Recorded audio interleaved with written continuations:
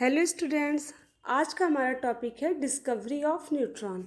इसके पहले हमने प्रोटॉन की डिस्कवरी, इलेक्ट्रॉन की डिस्कवरी डिस्कस कर लिया है। ठीक है, आज हम क्या पढ़ेंगे कि न्यूट्रॉन की डिस्कवरी कैसे हुई। तो न्यूट्रॉन की डिस्कवरी जो हुई लगभग 1932 में हुई थी। इसकी डिस्कवरी किसने थी? जेम्स चैडविक ने की थी। इन्होंने क्या किया कि एक पतली सी शीट ले ली, किसकी? बेरिलियम की या फिर बोरॉन की। ठीक है, और उस पर अल्फा पार्टिकल की बम्बार्डमेंट कराई। ठीक है, इन्होंने क्या किया, बेरिलियम की पतली शीट ले ली और उस पर अल्फा पार्टिकल की बमबारी कराई, जिससे उन्होंने क्या देखा कि एक पार्टिकल जिस पर कोई चार्ज नहीं था बट उसका मास क्या था, लगभग प्रोटॉन के बराबर था, वो क्या होता है, इस रिएक्शन के थ्रू निकलता है। ठीक है, इसका नाम क्या रख दिया इन्होंने? न्यूट्रॉन रख दिया। ठीक है, तो ऐसे ही न्यूट्रॉन की डिस्कवरी हो गई। अल्फ़ा पार्टिकल जो होते हैं वो एक हीलियम के इक्वल होते हैं। क्यों? क्योंकि जो अल्फ़ा पार्टिकल होता है वो भी पॉजिटिवली चार्ज होता है, एंड अल्फ़ा पार्टिकल जिस भी एटम पर बम्बार्डमेंट होता है वो क्या होता है, उसके एटॉमिक नंबर में 2 इंक्रीज़ हो जाता है एंड मास में 4 इंक्रीज़ हो जाता है। तो इस वजह से क्या होता है, ये हीलियम के इक्वल माना जाता है, क्योंकि हीलियम का एटॉमिक नंबर कितना होता है? 2 होता है एंड मास 4 होता है। तो हम जहाँ पर भी अल्फ़ा पार्टिकल की बात करते हैं उसकी जगह हम हीलियम पार्टिकल्स को ही लिखते हैं। ठीक है, तो ये हो गया हमारे न्यूट्रॉन की डिस्कवरी। अब हम बात करेंगे एटॉमिक मॉडल की। एटॉमिक मॉडल जो था उसकी पहली थ्योरी दी थी डाल्टन ने, एंड जो सेकंड मॉडल था, डाल्टन की थ्योरी फेल्ड होने के बाद किसने दी? थॉमसन ने दी थी। ठीक है, थॉमसन ने क्या किया, एटॉमिक का मॉडल दिया कि एटम्स होते कैसे हैं, उसमें इलेक्ट्रॉन एंड प्रोटॉन कैसे अरेंज्ड होते हैं। ठीक है, क्योंकि जब थॉमसन ने ये मॉडल दिया था तो उस टाइम में न्यूट्रॉन की डिस्कवरी नहीं हुई थी। ठीक है, उस टाइम सिर्फ किसकी डिस्कवरी हुई थी? इलेक्ट्रॉन एंड प्रोटॉन की। किस ईयर में हुई थी? 1904 में। और न्यूट्रॉन की डिस्कवरी कब हुई है? 1932 में हुई है। ठीक है, तो इन्होंने बोला, जो जे थॉमसन थे उन्होंने क्या बताया कि जो इलेक्ट्रॉन होते हैं वो कैसे होते हैं, जैसे तरबूज के अंदर बीज होते हैं ब्लैक कलर के, वैसे ही एटम्स के अंदर इलेक्ट्रॉन धसे होते हैं। ये क्या है हमारा? ये सपोज वाटरमेलन है, इसमें जो ब्लैक ब्लैक बीज की तरह दिख रहे हैं ये क्या है? ये इलेक्ट्रॉन्स हैं। और जो रेड सरफेस है वो पूरा क्या है? वो है प्रोटॉन। ये जे थॉमसन ने बताया कि जैसे तरबूज में बीज होते हैं उसी तरह एटम्स के अंदर इलेक्ट्रॉन होते हैं कहीं कहीं पर धसे हुए। और जैसे ही पूरा रेड सरफेस होता है तरबूज का, वैसे ही पूरा सरफेस किसका बना होता है? पूरा प्रोटॉन का होता है। ठीक है, तो इनकी जो थियोरी थी, इन्होंने जो मॉडल दिया था उसका नाम क्या पड़ गया? प्लम पुडिंग मॉडल और रेजिंग पुडिंग मॉडल या फिर वाटरमेलन मॉडल। ठीक है, बट इनका जो मॉडल था वो फेल्ड हो गया। ठीक है, इनका मॉडल फेल क्यों हुआ? क्योंकि though the model was able to explain the overall neutrality of the atom, क्योंकि इनका जो मॉडल था वो एटम की न्यूट्रलिटी को एक्सप्लेन नहीं कर पाया। ठीक है, इस वजह से क्या हो गया, इनका मॉडल फेल हो गया। इसके बाद आता है रदरफोर्ड का मॉडल। थॉमसन के बाद रदरफोर्ड ने क्या किया? न्यूक्लियर का मॉडल दिया। रदरफोर्ड का मॉडल किस पे बेस्ड था? Nuclear model of atom. इन्होंने गोल्ड फॉइल यूज़ की थी। ये मॉडल काफ़ी मतलब इनका बहुत सक्सेस रहा, काफ़ी चीज़ें इन्होंने सही सही बताई थी। तो इन्होंने क्या किया, 1909 में क्या किया, एक्सपेरिमेंट किया। इन्होंने क्या किया, पतली सी गोल्ड फॉइल ली। लगभग कितनी पतली थी? 0.004 नैनोमीटर। इतनी पतली गोल्ड फॉइल यानी गोल्ड सोने की पन्नी ली और क्या करा दिया, चारों तरफ क्या लगा दिया, फोटोग्राफिक प्लेट लगा दी। इस फोटोग्राफिक प्लेट पर क्या किया, फ्लोरेसेंट यानी कि जिंक सल्फाइड की कोटिंग कर दी। ठीक है, जिंक सल्फाइड जो होता है एक फ्लोरेसेंट सब्सटेंस होता है। फ्लोरेसेंट जो सब्सटेंस जो होता है वो क्या करता है, जब इस पर इलेक्ट्रिसिटी या कोई भी सब्सटेंस पड़ता है तो क्या करता है, ये ग्लो देता है। ठीक है, तो यहाँ पर क्या कर दिया, जिंक सल्फाइड की कोटिंग कर दी, किस पर? एक फोटोग्राफिक प्लेट पर। और बीच में क्या लगा दिया, लेड प्लेट लगा दिया। और यहाँ पर एक सोर्स रख दिया जिससे अल्फा पार्टिकल निकल सके। और इन्होंने कौन सा सोर्स यूज़ किया था? पोलोनियम। पोलोनियम जो होता है वो क्या होता है, रेडियो एक्टिव सब्सटेंस होता है। और जो रेडियो एक्टिव सब्सटेंस होते हैं वो alpha beta gamma particle release करते हैं। ठीक है, तो इन्होंने जो पोलोनियम यहाँ पर रखा तो क्या होता है, इससे अल्फ़ा पार्टिकल जो निकलती हैं उसकी बम्बार्डमेंट किस पे कराई गई, इस गोल्ड फॉइल पे कराई गई। तो जब गोल्ड फॉइल पे अल्फ़ा पार्टिकल की बम्बार्डमेंट कराई गई तो इससे 3 ऑब्जर्वेशन मिले। क्या मिले? ये देखा गया कि मोस्टली जो अल्फ़ा पार्टिकल्स थे वो इस गोल्ड फॉइल को पार करके इस फोटोग्राफिक प्लेट पर आके टकराती हैं। लगभग कितने परसेंट? लगभग 99% अल्फा पार्टिकल क्या होती हैं, इस गोल्ड फॉइल को पार कर जाती हैं, लगभग 99%। ठीक है, पहला ऑब्जर्वेशन ये मिला। और दूसरा ऑब्जर्वेशन क्या मिला कि जो अल्फा पार्टिकल्स होते हैं बहुत कम मतलब क्वांटिटी में कुछ अल्फा पार्टिकल्स क्या करते हैं, छोटे से एंगल में डिफ्लेक्ट होते हैं। ठीक है, ये देखिए छोटे से एंगल में ये कुछ अल्फा पार्टिकल क्या हो रहे हैं, इस फॉइल को यानी कि गोल्ड पन्नी को क्या कर रहे हैं, पेनिट्रेट किए भी नहीं, क्या यहाँ से छोटे से एंगल में डिफ्लेक्ट हो गए। बहुत कम अल्फा पार्टिकल, 99% था, मीन्स अब 1% जो अल्फा पार्टिकल बचा है उसका अबाउट 80% क्या हो जाएगा, इस छोटे से एंगल में डिफ्लेक्ट हो जाएगा। तीसरा ऑब्जर्वेशन क्या निकला?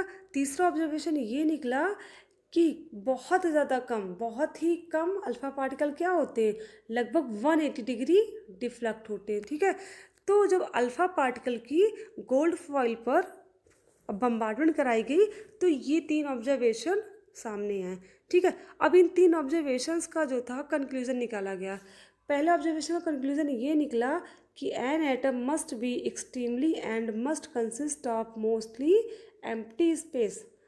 मतलब ये कहा गया है जो मोस्टली 99% अल्फा पार्टिकल इस गोल्ड फॉइल को पार कर रहे थे, उसका मेन रीजन क्या था कि इस एटम के अंदर क्या था, बहुत ही खाली स्पेस है, इसी वजह से क्या है यहाँ से अल्फा पार्टिकल पार कर जा रहे थे। ठीक है, 99% पार करने का कंक्लूजन क्या निकाला गया कि इसके अंदर क्या बहुत ही ज़्यादा खाली स्पेस है, यानी कि बहुत ही एम्प्टी स्पेस है, जिस वजह से अल्फा पार्टिकल इसको पेनिट्रेट करके इस फोटोग्राफिक प्लेट पर पहुंच जा रहे हैं। ठीक है, पहला कंक्लूजन ये निकला। और जो सेकंड ऑब्जर्वेशन था इसका कंक्लूजन क्या निकला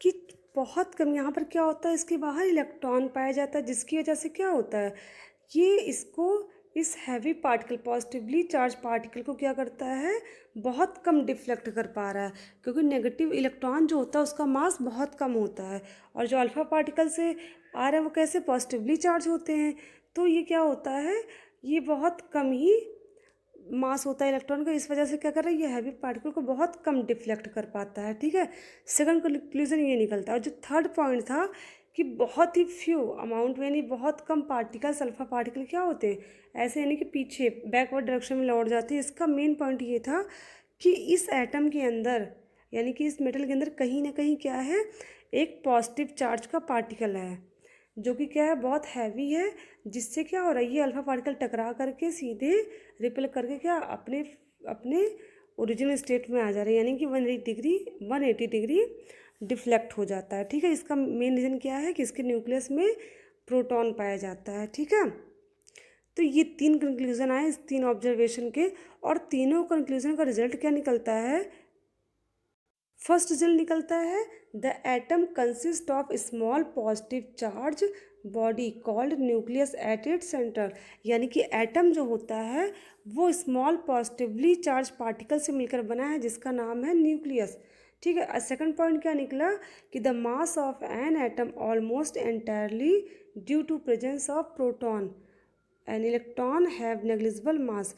ठीक है, इन्होंने बोला कि जो एटम होता है उसका जो पूरा मास होता है वो किस पे डिपेंड करता है, उसके प्रोटॉन के प्रेजेंस पे डिपेंड करता है। क्यों? क्योंकि इलेक्ट्रॉन का जो मास होता है लगभग 0 यानी कि 0 के बराबर होता है। ठीक है, और जो थर्ड रिजल्ट था वो क्या निकला, the electron and the nucleus are held together by electrostatic force of attraction, यानी कि जो इलेक्ट्रॉन होते हैं न्यूक्लियस के बाहर और जो प्रोटॉन होते हैं न्यूक्लियस के अंदर, यानी कि न्यूक्लियस जो होता है वो इलेक्ट्रॉन से क्या होता है, एक इलेक्ट्रोस्टैटिक फोर्स के थ्रू कनेक्ट होता है, यानी कि बंधा होता है। ठीक है, तो ये हो गया रदरफोर्ड का मॉडल, बट इनके मॉडल में भी कुछ कमियां थी, ड्रॉबैक्स थे। अब देखते हैं कि रदरफोर्ड्स के मॉडल में क्या ड्रॉबैक्स थे। तो रदरफोर्ड के अकॉर्डिंग क्या था कि इलेक्ट्रॉन जो होते हैं वो रैपिडली क्या करते रहते हैं, इलेक्ट्रॉन या न्यूक्लियस की चारों तरफ क्या करते हैं, ऐसे ऐसे राउंड करते रहते हैं, कुछ इस तरह। यहाँ से इलेक्ट्रॉन राउंड करना शुरू किया और ऐसे ऐसे राउंड करता रहता है। ठीक है, ऐसे ऐसे राउंड करता रहेगा। तो जेसी मैक्सवेल ने ये कहा था, अगर कोई भी सब्जेक्ट यानी कोई भी ऑब्जेक्ट है जिस पर चार्ज पार्टिकल है, अगर वो ऐसे ऐसे क्या कर रहा है, राउंड कर रहा है, एमिट, तो क्या हो रहा है, उससे ऑब्वियस सी बात है एनर्जी या तो एमिट होगी या तो उससे एनर्जी क्या होगी, गेन करेगा वो। अब वो एनर्जी क्या करेगा, लॉस तो करेगा ना, क्योंकि वो लोअर एनर्जी लेवल से हायर में क्या कर रहा है, रिवॉल्व कर रहा है, राउंड कर रहा है ऐसे ऐसे, तो उसकी एनर्जी क्या होगी, लॉस होगी। और एक टाइम ऐसा आएगा कि इस इलेक्ट्रॉन की सारी एनर्जी लॉस हो जाएगी, वो कहाँ गिर जाएगा, आके इस न्यूक्लियस में गिर जाएगा, जिससे एटम क्या हो जाएगा, पूरी तरीके से डिस्ट्रॉय हो जाएगा। ठीक है, तो इस वजह से जो रदरफोर्ड ने ये इलेक्ट्रॉन के बारे में बात कही थी कि इलेक्ट्रॉन ऐसे ऐसे राउंड करते हैं, एक सेल से दूसरे सेल में ऐसे ऐसे जाते रहते हैं, ये बात क्या थी इनकी, मतलब गलत हुई, यानी कि इनका जो थ्योरी थी, ये थ्योरी में इस पॉइंट को क्या किया गया, यही सबसे बड़ी इनके थ्योरी की, मॉडल की क्या थी, सबसे बड़ी कमी थी कि कंटिन्यूसली क्या करते हैं, इलेक्ट्रॉन ऐसे ऐसे राउंड करते रहते हैं, और जब ऐसे कंटिन्यूसली राउंड करेंगे तो इनकी एनर्जी क्या होगी, लॉस होती जाएगी, और एक टाइम ऐसा आएगा कि इनकी एनर्जी पूरी की पूरी लॉस हो जाएगी और इलेक्ट्रॉन क्या हो जाएगा, इस न्यूक्लियस में आके गिर जाएगा। ठीक है, तो इस वजह से क्या होगी, इनकी थ्योरी फेल्ड हो गई। ठीक है, उसके बाद किसकी थ्योरी आती है, इसके बाद आती है नील्स बोर की थ्योरी। अब बात करेंगे हम नील बोर के मॉडल की। ठीक है, नील बोर्स ने क्या किया, in his atomic model retained Rutherford's basic idea of an atom containing positively charged nucleus and of electrons moving around it। इन्होंने क्या किया, जो मतलब रदरफोर्ड ने बताया था उस बात को, मतलब इन्होंने कहा कि न्यूक्लियस जो होता है पॉजिटिवली चार्ज होता है जिसमें प्रोटॉन होते हैं, और इलेक्ट्रॉन जो होता है वो क्या करता है, न्यूक्लियस के बाहर अराउंड क्या करता है, चक्कर लगाता है, यानी कि रिवॉल्विंग करता रहता है। ठीक है, Niels Bohr developed a model based on Planck's quantum theory and spectrum of hydrogen atom. Niels Bohr ने क्या किया, प्लैंक क्वांटम थ्योरी पर बेस्ड और हाइड्रोजन स्पेक्ट्रम पर बेस्ड एक थ्योरी थी जिसका नाम क्या पड़ गया, बोर्स मॉडल। और इस मॉडल के क्या थे, कुछ पॉस्टुलेट्स हैं, जिसका पहला पॉइंट क्या है, electrons revolve only in certain specified circular orbit which have definite energy and are at fix distance from the nucleus. इन्होंने बोला कि जो इलेक्ट्रॉन होते हैं वो एक फिक्स एनर्जी सेल यानी कि एनर्जी लेवल शेल में ही क्या करते हैं, रिवॉल्व यानी कि चक्कर लगाते रहते हैं, और उन शेल्स का क्या होता है, न्यूक्लियस एक डेफिनेट यानी कि फिक्स स्पेस होता है। The orbit therefore are also known as energy level और energy shells. Bohr gave number 1 2 3 4 5 etcetera to these energy level. They are now termed as quantum number, that is KLMN। ठीक है, यानी कि जो नील bourse ने थे उन्होंने क्या बताया, जो एनर्जी सेल्स थे जहाँ पर इलेक्ट्रॉन राउंड करते थे उसका नाम क्या रखा, KLMN। ठीक है, फर्स्ट सेकंड थर्ड नाम था, बट इस टाइम में क्या इसका नाम कहा जाता है, K shell, L shell, M shell and N shell. ठीक है, तो ये क्या थे कि इन्होंने बताया कि जो इलेक्ट्रॉन है वो राउंड तो करेंगे न्यूक्लियस के बाहर, बट वो राउंड कहाँ करेंगे, एक फिक्स शेल में करेंगे। ठीक है, जहाँ के लिए उनकी एनर्जी क्या होगी, सेम होगी, उनकी एनर्जी क्या होगी इलेक्ट्रॉन की, उस शेल के लेवल की ही होगी, ताकि वो क्या, उनकी एनर्जी ना ही लॉस हो ना ही उनको एनर्जी गेन करना पड़े। ठीक है, और सेकंड पॉस्टुलेट क्या था, while revolving in these specific orbits an electron does not radiate energy, these are called stationary energy level, that is, as long as revolve in the particular orbit it neither absorb nor emit energy।